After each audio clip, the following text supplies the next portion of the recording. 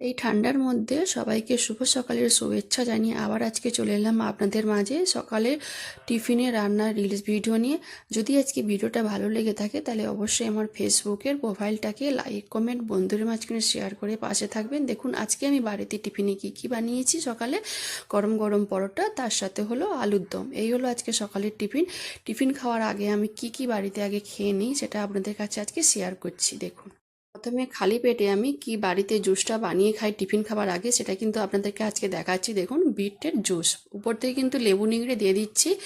দেখুন, এই জুসটা কিন্তু আমি রোজ সকালে খালি পেটে খেয়ে থাকি। এর সঙ্গে কিন্তু অনেক কিছু উপকরণ দিয়ে আমি জুসটা বাড়িতে বানিয়ে খাই, খুব উপকারিতা শরীরের জন্য। কি দিয়ে আমি বানিয়ে খাই যদি আপনারা জানতে চান তাহলে অবশ্যই আমাকে কমেন্টে জানাবেন। আপনাদেরকে পুরো ভিডিওটা কিন্তু আমি দেখাবো কেমন হয়েছে।